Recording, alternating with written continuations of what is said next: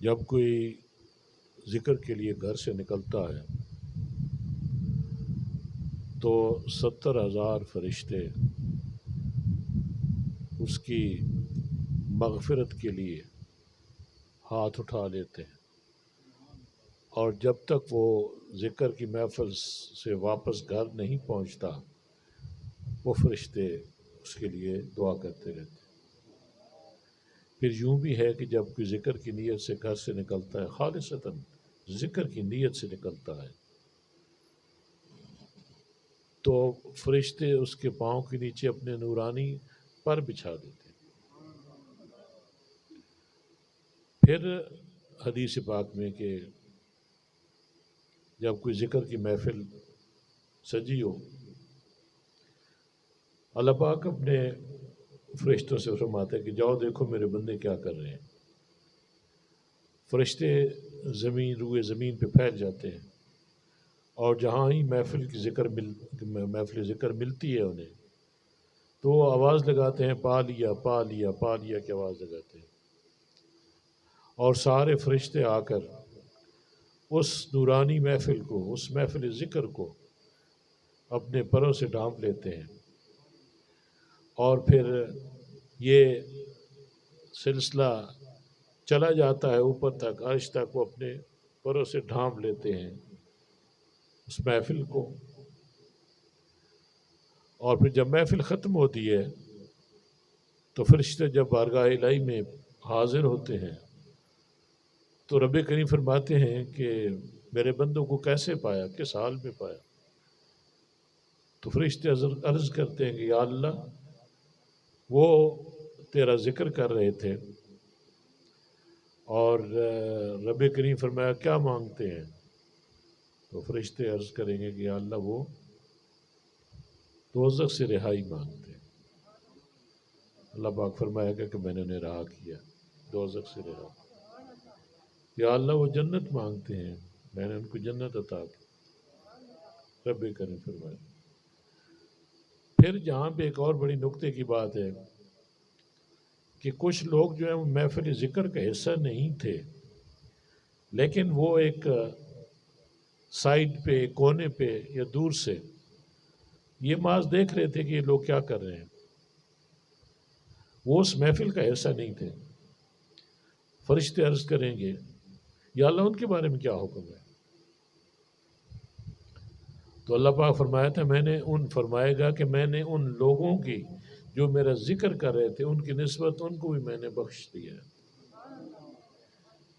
یہ ہے شان ربی کہ جو نسبت بھی رکھتا ہے ذکر کے ساتھ اس کی بھی مغفرت ہو جاتی ہے۔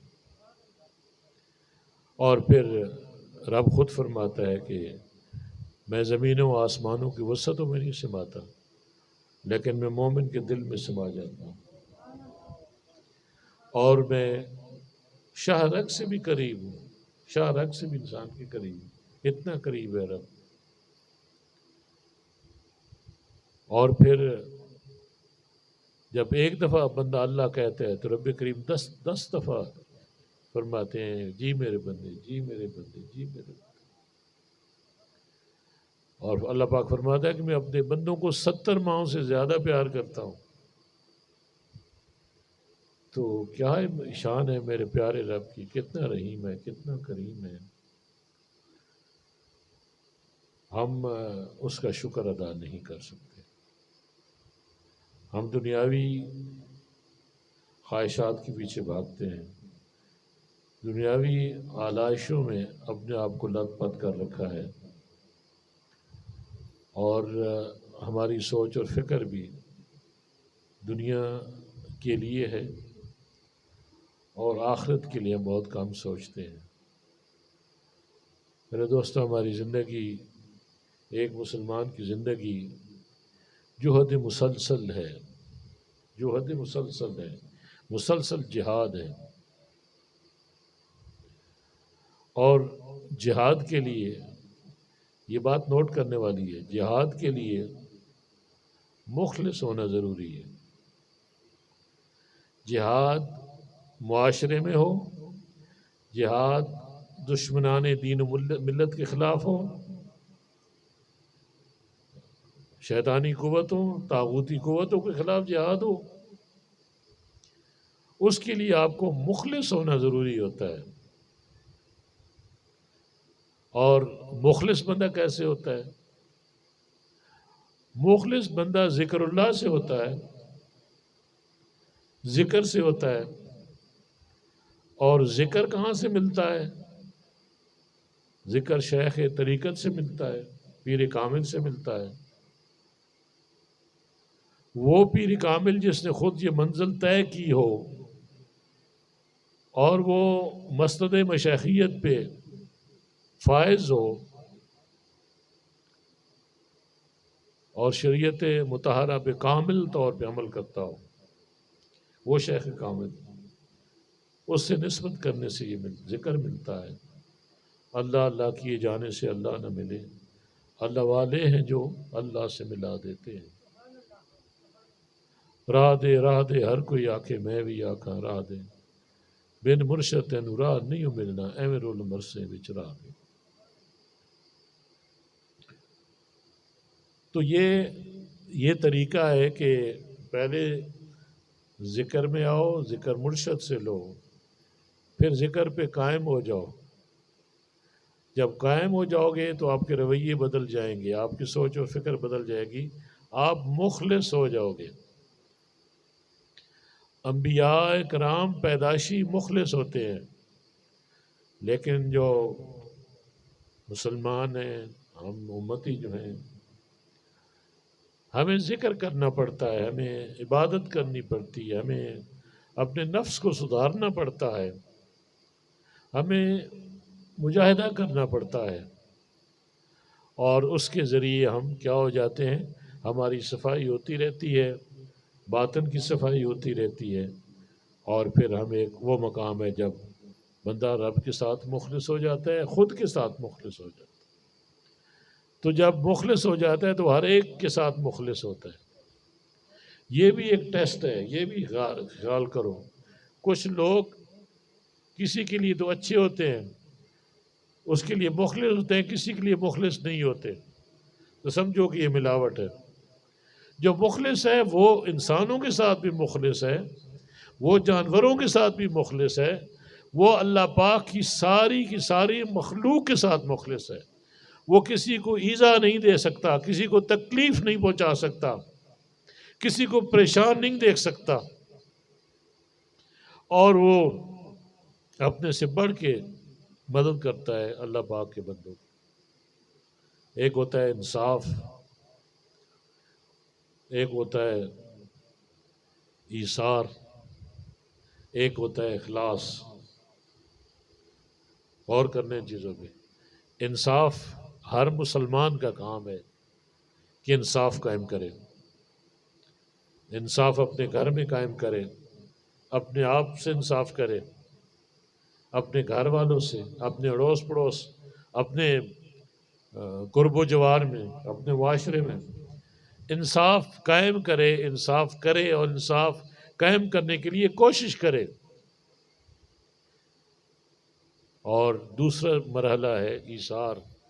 ایثار وہ ہوتا ہے کہ وہ اپنے بھی حصہ چھوڑ دے اور دوسروں کے لیے اپنی خواہشات سے، اپنے ضروریات سے دستبردار ہو جائے اور کہے کہ نہیں بھائی یہ تم لے لو، یہ میرے لیے کافی ہے جو میرے پاس ہے۔ اپنا حصہ بھی اپنے بھائی کے لیے چھوڑ دے، اپنا حصہ بھی اپنے بھائی کے لیے چھوڑ دے، ضرورت مند کے لیے چھوڑ دے، حاجت مند کے لیے چھوڑ دے۔ یہ کیا ہے؟ یہ ایثار ہے۔ اور اخلاص کیا ہے؟ کہ سارے کا سارا دوسروں کے حوالے کر دے کہ میرا رب مجھے دے گا، یہ بھائی تم ہی لے لو سارا۔ بھوک لگی ہے لیکن جب کسی بھائی کے سامنے جاتا ہے تو کہتا ہے کہ میں نے کھانا کھایا ہوا ہے، میری طبیعت نہیں ہے، آپ کھانا کھا لو۔ بھوک بھی ہوتی ہے لیکن دل میں یہ ہے کہ میرا بھائی جو ہے یہ سیر ہو کے پیٹ بھر کے یہ کھانا کھا لے۔ اسے کہتے ہیں، یہ اخلاص کی میں ایک معمولی سی مثال دے رہا ہوں۔ دوسروں کا خیال کرنا، اپنی ضروریات کو تج کے، ان کی قربانی دے کر دوسروں کے لیے وقف کر دینا، چھوڑ دینا، یہ اخلاص ہے۔ پھر عبادت میں اخلاص، رب کے ساتھ مخلص ہونا، رب کے حبیب کے ساتھ، رب کے بندوں کے ساتھ، بڑوں کے ساتھ، چھوٹوں کے ساتھ، جانوروں کے ساتھ۔ میں جانوروں کے اس لیے کہہ رہا ہوں کہ ایک بزرگ کا واقعہ میں پڑھ رہا تھا کہ انہیں کسی مرید نے بتایا کہ فلاں بستی میں ایک بڑے نیک آدمی رہتا ہے، اور بڑی تعریفیں کی۔ آپ کو شوق ہوا کہ اس اللہ کے بندے کو دیکھنا چاہیے۔ جب وہ اس بستی میں پہنچے تو دروازہ کھلا تھا، وہ بزرگ سامنے بیٹھے تھے اور ایک بکری کو پکڑنے کی کوشش کر رہے تھے۔ ہاتھ میں ان کے برتن تھا اور خالی برتن کو ایسے ایسے کر رہے تھے، ہلا رہے تھے تاکہ بکری سمجھے کہ اس میں کوئی دانہ تو ان کا ہے۔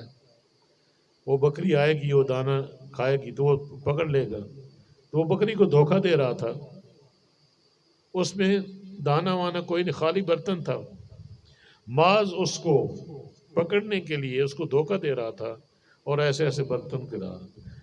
وہ یہ بزرگ جو ہیں دروازے سے سامنے کھڑے ہو کر یہ نظارہ دیکھتے رہے، اور پھر اپنے اس ساتھی کو کہتے ہیں کہ چلو بھائی واپس چلتے ہیں۔ تو اس نے کہا حضرت آپ ملے بغیر واپس جاتے ہو؟ تو آپ نے فرمایا کہ جو جانوروں کو دھوکہ دے سکتا ہے وہ کسی کو بھی دھوکہ دے سکتا ہے۔ یہ اخلاص نہیں ہے، اس لیے میں اس سے ملنا نہیں چاہتا، آپ واپس۔ تو مطلب ہے دوستوں کہ ہمیں آج یہ جو دور حاضر ہے، جیسے شاہ صاحب فرما رہے تھے کہ بڑا مشکل ترین وقت ہے مسلمانوں پہ، انفرادی طور پہ بھی، اجتماعی طور پہ بھی۔ ہمارے گھروں میں برائی گھس گئی ہے، شیطانیت کا راج ہے، اور بے حیائی اور بے ایمانی اپنے جوبن پہ ہے۔ ہمارا معاشرہ شکست و ریخت کا شکار ہے، ٹوٹ پھوٹ کے رہ گیا ہے۔ ہماری اخلاقی اور مذہبی اقدار پائمال ہو چکی ہیں، ہمارے رویے بالکل بدل چکے ہیں، جن میں مسلمانی جھلک بہت کم نظر آتی ہے۔ اغیار کے طریقے ہم نے اپنا لیے ہیں اور ساتھ ہی ساتھ ان کی سوچ بھی اپنا لی ہے۔ ہم انہی کے ذہن سے سوچتے ہیں اور جیسا وہ کرتے ہیں ویسا کرنے کی کوشش کرتے ہیں، گویا ہم نے ان کی تقلید شروع کر دی ہے۔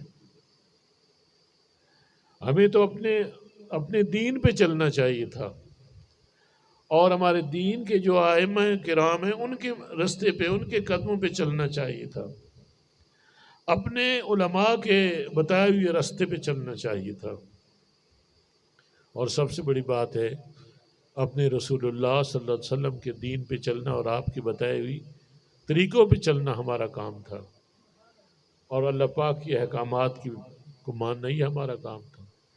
آج ہم نے اس سب عمل کو پس پش ڈال دیا ہے، اس سے کھلم کھلا انحراف کر بیٹھے ہیں، اور غیر کے طریقے ہیں، غیر کا نظام ہے، اور اس میں ان کی پوری گرفت میں ہے اس وقت امت مسلمہ۔ میں حیران ہوتا ہوں کہ کہاں کلمہ لا الہ الا اللہ محمد رسول اللہ، اور کہاں ہمارا عمل، کہ ہمارا ہر عمل جو ہے متضاد اس چیز کی نفی کر رہا ہے، اور پھر بھی دعویٰ ہے مسلمانی کا۔ میرے دوستو بہت بڑا نقصان ہو چکا ہے، بہت بڑا نقصان ہو چکا ہے، ہماری نسلیں برباد ہو رہی ہیں، اور ہم برائی میں تو غلط کاموں میں بہت آگے جا چکے ہیں، بہت آگے جا چکے ہیں۔ لیکن ہمارا المیہ پہ المیہ ہے. حکمران ایسے ملے ہوئے ہیں جو اپنے کام میں اور غیر زیادہ ہیں، جو غیروں کے اعلی کار ہیں اور انہی کی مقاصد کی تکمیل کے لیے لگے ہوئے ہیں. انہی کے نظام کو آگے مضبوط کرنے اور اس کو چلانے میں وہ سارے کے سارے اس میں لگے ہوئے ہیں. ہمارے ادارے تباہ ہو چکے ہیں، برباد ہو چکے ہیں. جب کسی ملک کے، کسی حکومت کے یا کسی ریاست کے ادارے برباد ہو جائیں، جہاں پہ انصاف نہ ہو، جہاں پہ کرپشن ہو، جھوٹ ہو، منافقت ہو، تو پھر اداروں سے ہی تو ملک چلتا ہے، ادارے ہی تو ملک چلاتے ہیں. جب ادارے ہی کرپٹ ہو جائیں، جب حکومت چلانے والے ہی کرپٹ ہوں، جب وہی دین سے دور بھاگ چکے ہوں اور دین نافذ کرنے والوں پہ ظلم و ستم اس وجہ سے کریں کہ یہ اللہ اور رسول کا نام کیوں لیتے ہیں، یہ ناموس رسالت کی بات کیوں کرتے ہیں، یہ ختم نبوت کی بات کیوں کرتے ہیں، یہ دین کو تخت پہ لانے کی بات کیوں کرتے ہیں، انہیں یہ بالکل نہیں اچھا لگتا. اور ہے مسلمان، کہتے ہیں مسلمان ہیں، کہتے ہیں ہم عاشق رسول ہیں، ہم سے بڑا کوئی عاشق نہیں ہے.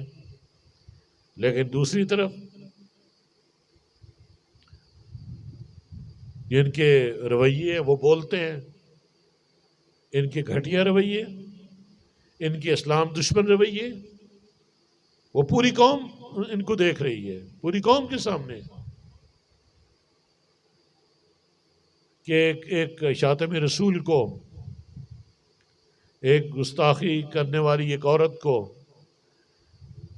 پیسے لے کر، ڈالرز لے کر اور یہود و نصارہ کی خوشنودی کے لیے اس کو باہر بھیجا جاتا ہے. بڑے اہتمام کے ساتھ اس کو ملک سے بھیجا جاتا ہے، اور پھر اپنے آقاؤں کو خوش کرنے کے لیے باقاعدہ ان سے یہ کہتے ہیں کہ آپ کے یعنی کہنے پہ اور آپ کے حکم کے مطابق ہم نے وہ کام کر دکھایا ہے. اور یہ سب کچھ میڈیا میں آ چکا ہے. اور پھر بھی دعویٰ ہے کہ مدینہ کی ریاست کا جو قادیانیوں کو بہن بھائی کہتے ہیں، یہ کیسے لوگ ہیں جو ان کے ساتھ لگے ہوئے ہیں؟ قادیانی تو کہنا بھی نہیں چاہیے انہیں کافر، جو کافروں کے ساتھ لگے ہوئے، مرتدوں کے ساتھ لگے ہوئے. کہاں ہے ان کا ایمان؟ کہاں ہے ان کی مسلمانی؟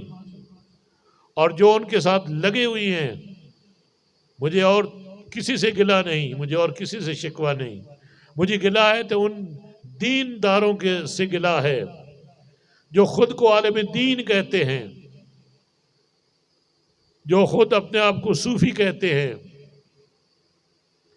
پھر یہ کہتے ہیں جی کہ پیران عظام پہ تنقید. نہ، ہم پیروں پہ تنقید نہیں کرتے، ہم جو فراڈی ہیں ان پہ تنقید کرتے ہیں، جو پیروں کے روپ میں غلط کام کر رہے ہیں، دین سے دشمنی کر رہے ہیں، دین مخالف قوتوں کو مضبوط کر رہے ہیں، ان کے دست و بازو بن رہے ہیں. کیا یارو ان کو بھی ہم کہیں کہ وہ بھی اچھے ہیں؟ وہ بھی اچھے ہیں کیسے؟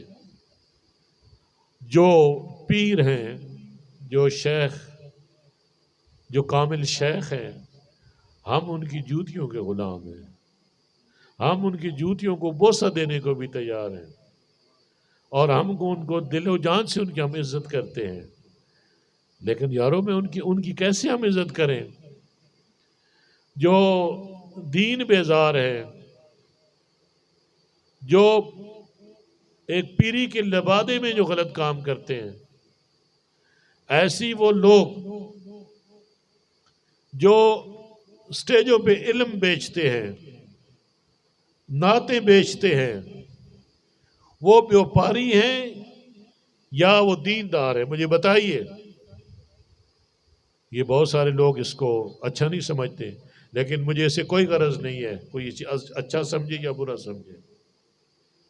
حق بات یہ ہے کہ جو سٹیجوں پہ جا چاہے وہ تحریک لبیک پاکستان میں سے ہو، اگر وہ 50,000 40,000 پیسے لے کر تقریر کرتا ہے، میں اسے دین کا بیوپاری کہوں گا۔ اگر اس نے پیسے ہی کمانے ہیں تو پھر کاروبار کرے، پھر دین کو بیچ میں مت لائے، دین کی بات نہ کرے، کیونکہ دین کا تو یہ سودا کر چکا ہے، دین کو بیچ رہا ہے۔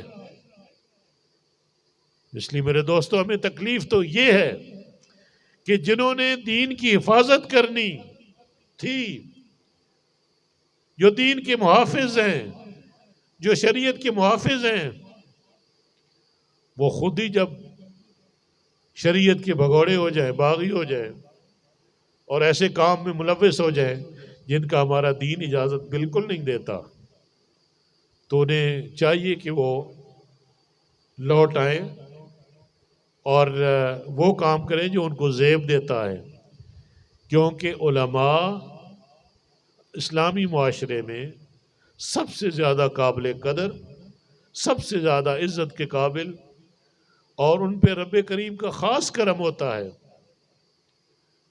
خاص کرم ہوتا ہے۔ وہ مصلی رسول کے وارث ہیں، وہ نبی پاک صلی اللہ علیہ وسلم کے نائبین ہیں۔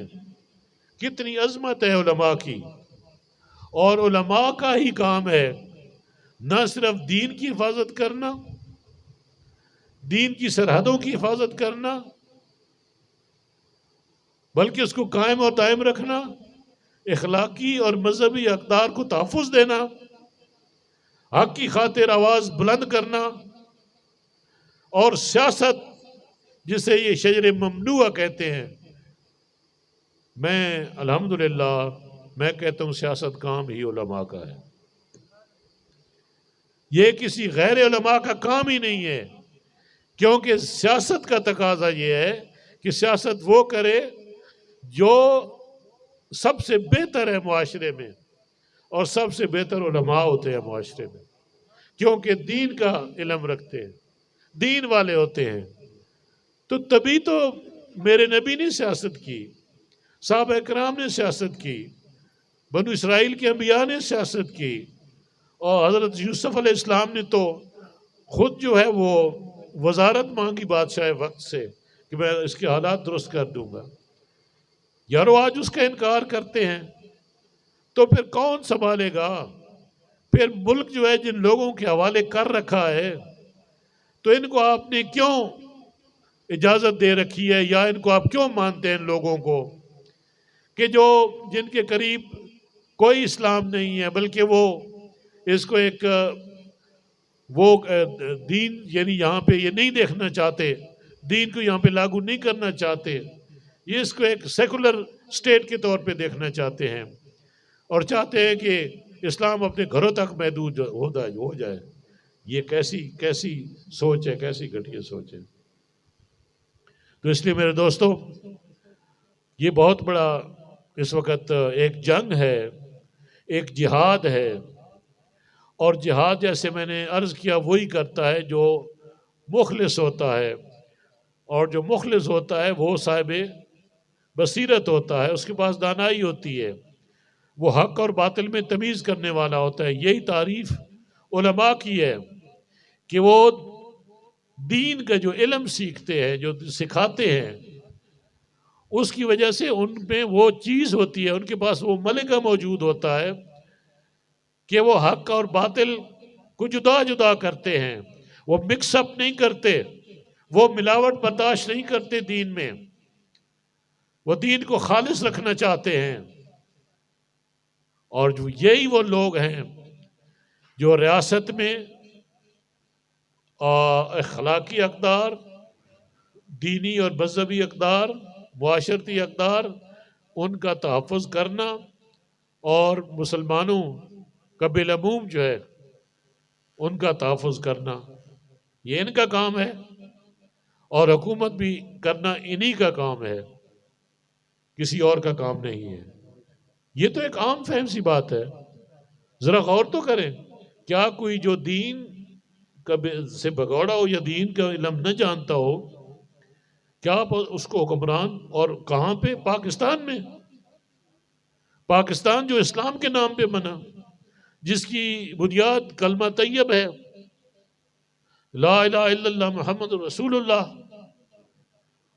اور یہاں دین نافذ ہونا تھا، تو کیا کوئی جاہل دین نافذ کر سکتا ہے؟ کوئی مغرب زدہ، کوئی یورپ کی تہذیب کا دل دادا جو ان کے مقاصد کے لیے کام کر رہا ہو، کیا اس سے آپ توقع رکھ سکتے ہیں کہ وہ یہاں پہ دین نافذ کرے گا؟ آپ کی جتنی بھی سیاسی پارٹیز ہیں، کیا ان میں کوئی بھی ایسی، سوائے تحریک لبیک پاکستان کے، کوئی ایسی جماعت ہے جس کا منشور دین کو تخت پہ لانا ہو اور نظریہ پاکستان کا نہ صرف تحفظ بلکہ اس ملک میں اسلام رائج کرنے کا منشور ان کے مقاصد میں اگر شامل ہو، ان کے آئین میں شامل ہو یا ان کے منشور میں شامل ہو؟ مجھے بتائیے کوئی ہے ایسی جماعت؟ پھر ضرورت اس امر کی ہے کہ ہم اپنے عوام کو آگاہ کریں، ایک آگاہی مہم چلائیں، ان کو ان میں یہ شعور پیدا کریں کہ بھائی آپ مسلمان ہو تو مسلمانی تقاضے پورے کرو، اگر نہیں کرتے تو پھر آپ بہت گمراہ ہو. پھر اللہ پاک آپ کے عطاب ہے. جس وقت آپ کو اپنا دین ہی نظر نہیں آتا تو پھر آپ یہ کیسے آپ لوگ مسلمان ہیں؟ اس لیے میرے دوستو، آج وقت کا تقاضا ہے، یہ ایک عظیم جہاد ہے، اور یہ جہاد علماء کرتے ہیں. علماء سو نہیں، وہ جو مفاداتی ذہن رکھتے ہیں، جو فائدے اٹھاتے ہیں، جو دیندار بن کے اور عالم بن کے ایسے کام کرتے ہیں جو ان کو زیب نہیں دیتے. ایسی بھیڑیں ہمارے اندر موجود ہیں، اور ہمیں چاہیے کہ خالصتاً دین کی تشریح کرتے ہوئے اپنا عمل پیش کریں. یہی بات تحریک لبیک پاکستان کو بھی پیش کرنی ہے. اگر ہم نے دین لاگو کرنا ہے اس ملک میں، جو کہ ہم نے انشاءاللہ کرنا ہے اور ہم کریں گے، تو ہم پہ لازم ہوتا ہے کہ پہلے دین اپنی صفوں میں قائم کریں، پہلے شریعت اپنی صفوں میں قائم کریں، پہلے شریعت خود پہ لاگو کریں. کوئی ہم پہ انگلی نہ اٹھا سکے، کوئی ہمیں بے ایمان نہ کہہ سکے، کوئی ہمیں ضمیر فروش نہ کہہ سکے، کوئی ہمیں جھوٹا نہ کہہ سکے. اگر ہم خود منافقت کریں گے، ایسے غلط عمل کریں گے، تو لوگ ہم سے ایک دن متنفر ہو جائیں گے اور ہمارا وہ بیانیہ کمزور پڑ جائے گا. اس لیے ضرورت اس امر کی ہے کہ جو مخلص لوگ ہیں، جو نظریاتی لوگ ہیں، ان کو قوت دو، ان کو مضبوط کرو، اور جو ایسا نہیں کرتے ان کو پہلے کمزور کرو، پھر ان کو اپنی صفوں سے پاک کر دو، پھر کامیابی ہوگی. اس لیے میرے دوستو، جہاد اس دور میں ہم سب پہ لازم ہے. ہر مسلمان کی زندگی جہاد سے عبارت ہے. جو جیسا کہ پہلے یہاں شاہ صاحب نے ذکر کیا کہ اب یہ دور ہے کہ ہمارے پاس دو آپشنز رہ گئی ہیں، دو آپشن رہ گئی ہیں اپنے آپ کو اور اپنی آخرت کو بچانے کے لیے، اور اپنے آپ کو اللہ پاک کے عذاب سے بچانے کے لیے. دو آپشنز ہیں. ایک تو یہ ہے کہ ہم معاشرے سے الگ تھلگ ہو جائیں، ہر قسم کا ترک تعلق کر لیں معاشرے سے.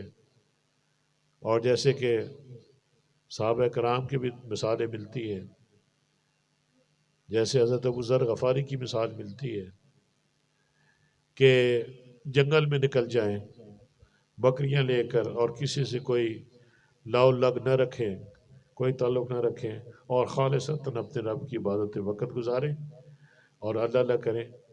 ایک تو طریقہ یہ ہے، یہ بھی ایک وقت جو ہے اس پہ جائز ہے، یہ بھی حدیث پاک ہے کہ اگر آپ کو اپنے گوشہ نشینی اختیار کرنی ہے تو جب ایسے حالات ہوں کہ جہاں آپ دین کی پریکٹس نہ کر سکیں، جہاں پہ پابندیاں ہوں، تو آپ چھوڑ سکتے ہیں، آپ گوشہ نشینی اختیار کر سکتے ہیں۔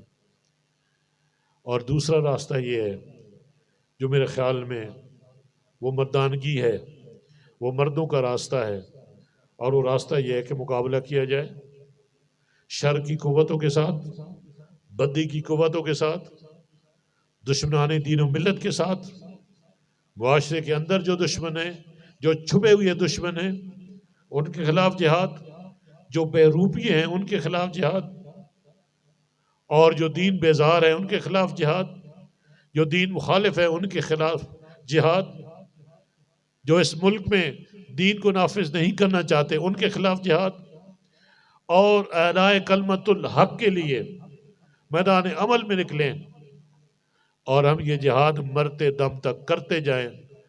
میرا خیال میں اس میں عظمت بھی ہے، اس میں وقار بھی ہے، اور یہ اللہ پاک کو یہ عمل بہت زیادہ پسند بھی ہے، اور مسلمان کی زندگی اسی سے عبارت ہے، جہاد سے۔ اگر جہاد ہماری زندگی سے نکل جائے تو میرا خیال ہے پھر کچھ بھی نہیں رہتا، اسلام میں کچھ بھی نہیں رہتا۔ اگر ہم بدی کی قوتوں کو نہیں للکارتے اور بزدلی کا مظاہرہ کرتے ہیں تو گویا وہ ایمان کمزور ہے یا ایمان نہیں ہے، بے ایمان ہے۔ ایمان ہے تو پھر قوت کے ساتھ سامنے آؤ، اور پھر ان کے سامنے مت جھکو، جھکنا ہے تو صرف رب کریم کے سامنے جھکو، اور جو بد ہیں ان کو ننگا کرو، جو بیروپی ہیں ان کو بھی ننگا کرو، اور جو حق والے ہیں ان کے ساتھ دو۔ یہی میرا پیغام ہے۔ اللہ پاک ہمیں حق کہنے اور اس پہ عمل کرنے کی توفیق عطا فرمائے، اور اس وقت ہم سب مسلمانوں پہ، پوری قوم پہ یہ لازم ہو چکا ہے کہ ہم اپنے دین کو محفوظ کرنے کے لیے، ہمارے شریعت محمدی پہ جو حملہ آور ہیں ان کا کلا کما کرنے کے لیے، اور اس ارض پاکستان میں دین کو نافذ کرنے کے لیے ہم سارے اپنا تن من دھن سب کچھ قربان کریں۔ الحمدللہ ثم الحمدللہ 2017 سے تحریک کے ساتھ لگا ہوں، اور اب تک بڑا پھونک پھونک کے قدم رکھ رہا ہوں، بڑی احتیاط کے ساتھ، کہ کوئی ایسا کام نہ کروں کہ تحریک کے نام پہ کوئی دھبا لگ جائے یا میرا نام ان میں شمار ہونے لگے جو مفاداتی لوگ ہیں، جو کرپٹ لوگ ہیں، جو غلط لوگ ہیں۔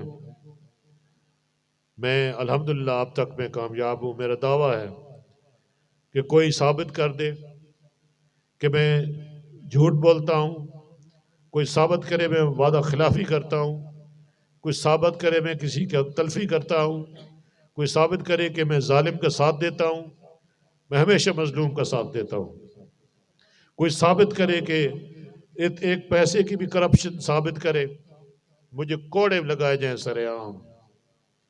الحمدللہ اب تک میں نے اپنا مال بھی خرچ کیا ہے، اپنی جان کو بھی تکلیف میں ڈالا ہے، مصائب بھی جھیلے ہیں، جیلوں میں بھی جاتا رہا ہوں، آتا جاتا رہا ہوں، اور میرے اور ذاتی مسائل بھی ہیں جو میں بیان نہیں کر سکتا، میری زبان رک جاتی ہے، لیکن میں پیچھے نہیں ہٹا۔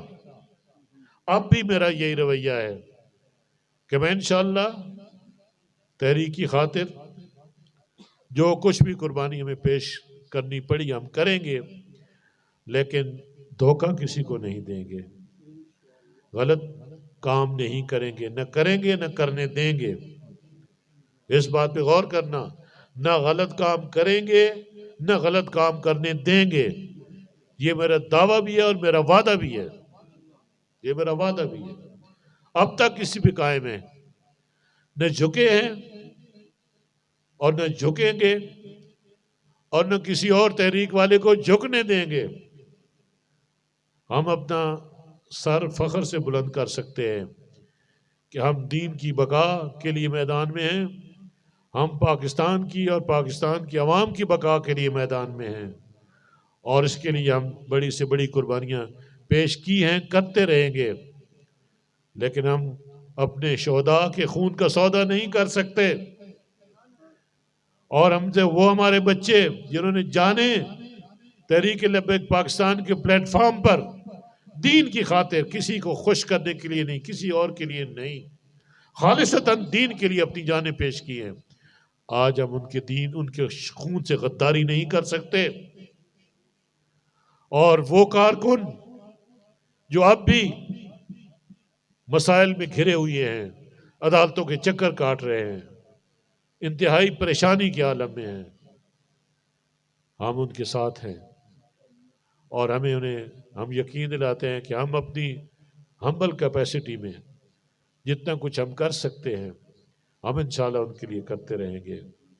اور دل دکھتا ہے، دل کو تکلیف ہوتی ہے کہ آج جو ہمیں عروج ہے تحریک لبیک پاکستان کو، یہ انہی کی قربانیوں کا مرہون منت ہے، ان لوگوں کی قربانیاں جنہوں نے ہنستے ہنستے جام شہادت نوش کیا اور جنہوں نے سب کچھ قربان کیا، ہم اسے دغا کیسے کر سکتے ہیں، ہم ان سے غداری کیسے کر سکتے ہیں؟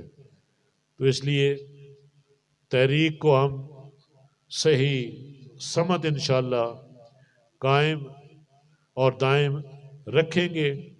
اللہ پاک ہمارا حامی و ناصر ہو۔ اور صرف میری یہ درد مندانہ اپیل ہے اپنے احباب سے، میرے سننے والوں کو، کہ خدا را سمجھو، اپنے دین کو سمجھو اور اپنی عاقبت کو سمجھو، اور جو آپ نے حق ادا کرنا ہے وہ حق ادا کرو، غیر کے طریقوں کو چھوڑو، غیر کے نظام کو چھوڑو، یہ طاغوتی قوتوں کے نظام ہیں، یہ ہمارے لیے بربادی کا سماں کرتے ہیں، ہمیں تباہ و برباد کرتے ہیں، یہ ہمیں پنپنے نہیں دیتے، یہ ایک صالح معاشرہ نہیں قائم ہونے دیتے، یہ برائیوں کو پنپنے کا موقع دیتے ہیں، یہ بروں کو پنپنے کا موقع دیتے ہیں، یہ جو دین بیزار ہیں، جو بے ایمان ہیں، جو لٹیرے ہیں، جو زانی ہیں، جو شرابی ہیں، یہ نظام ان کی حفاظت کرتا ہے اور انہی کو اوپر لاتا ہے، اور اسی لیے یہی ہمارے اوپر مسلط ہے، ہمارے اوپر حکومت کر رہے ہیں۔ آؤ اپنے دین کی طرف لوٹو، اچھے لوگ اوپر آ جائیں گے، انصاف دینے والے لوگ اوپر آ جائیں گے اور ان سے جان چھوٹ جائے گی۔ یہ ہماری آپ سے درخواست ہے کہ ان کی چنگل سے نکلو، آزاد ہو جاؤ۔ جو یہ ایک بیروپیہ آپ کو آزادی کی بات کرتا ہے اور غلامی کی بات کرتا ہے، یہ جھوٹا ہے شخص، یہ آزادی نہیں ہے۔ آزادی وہ ہے جو میں بات کر رہا ہوں، اب یہ آزادی ہے، آپ کا دین آپ کو آزادی دیتا ہے۔ تم 3.5-4 سال تک تو تم نے غلامی کی، اپنے آقاؤں کی، آج غالباً انہی کے کہنے پہ تم نے ایک نیا سٹنٹ کھولا ہے، ایک نیا وہ اپنے لوگوں کو بے وقوف بنانے کا ایک ڈھونگ رچایا ہے۔ آزادی اور غلامی اور آزادی، سازش جھوٹا کہیں کا، تمہارے تو عمل بولتے ہیں۔ میں ان سب سے مخاطب ہوں جو اس کے پیچھے لگی ہے، جو اس کے ساتھ کھڑے ہیں، اس کے عمل کی طرف تو دیکھو۔ جو کچھ اس نے 3.5-4 سال میں کیا ہے، کیا دیا ہے اس نے قوم کو، وہ تو بتائے پہلے قوم کو کہ میں نے قوم کے لیے یہ کیا ہے ان سالوں میں۔ تم نے دین پہ حملے کرتے رہے ہو، تم نے سکھوں کو گردوارے تو بنا کر دیے، ہندوؤں کو ان کی عبادت گاہیں تو بنا کر دی، تم نے مسجد اور ممبر کے لیے کیا کیا، تم نے مدرسوں کے لیے کیا کیا، تم نے دین اسلام کی فروغ کے لیے تم نے کیا کام کیا۔ ہم تو آج بھی مسجد اور مدرسوں پہ جو ہمیں ٹیکس لگے ہوئے ہیں، جو جبراً ہم سے پیسے وصول ہوتے ہیں، اور پتہ نہیں کیا کیا کس مد میں ہمیں پیسے لگا کر، یہ جو ہم لوگ آپ مدد کرتے ہیں یہاں پہ جو اہل محلہ ہیں، اس کتنے ہزاروں کے حساب سے ہم بل دیتے ہیں یہاں پہ، کسی نے کبھی غور ہی نہیں کیا اس طرف. غریب پس رہا ہے، انصاف نام کی چیز نہیں ہے اس ملک میں. کیا حشر ہو گیا ہے ہمارے عام آدمی کا، انصاف کے لیے در در کی ٹھوکریں کھاتا ہے، انصاف ساری عمر نہیں ملتا. جھوٹ جھوٹ جھوٹ ہے سب کچھ. عدالتوں میں انصاف نہیں ملتا، تھانوں میں انصاف نہیں ملتا، اداروں میں انصاف نہیں ملتا، اور پوری قوم اس پہ گواہ ہے. میں ایک نہیں، پوری قوم میرے ساتھ اس بات میں شامل ہے. سب یہ گواہی دیں گے کہ انصاف بھی نہیں ہے اس ملک میں. کرپشن جو بند پہ ہے، غریب کو مار دیا گیا ہے، اس کو مفلسی لے ڈوبی ہے، بچوں کی تعلیم نہیں ہے، تعلیم کا فقدان ہے، صحت کا کوئی مسائل حل نہیں. کون سے مسئلے ہیں جو ہمیں درپیش نہیں، لیکن ان لوگوں نے کیا کیا آج تک. خدا را ان کی چنگل سے آزاد ہو جاؤ، ان کو خیر بات کہو، اور دین والے ایک جھنڈے کے نیچے، اور وہ جھنڈا ہے رسول اللہ صلی اللہ علیہ وسلم کا. اور ان سے بھی بچو جو انہی لوگوں کے ساتھ سودا کرتے ہیں. تشخص دین کا، شناخت دین کی، اور کوئی جا کر پی ٹی آئی میں بیٹھ گیا ہے، کوئی جا کر نون لیگ میں بیٹھ گیا ہے، اور کوئی پیپلز پارٹی میں جا کر بیٹھتے. تمہیں شرم آنی چاہیے. تمہیں اگر حیا ہو تو تم دین کا نام مت لو.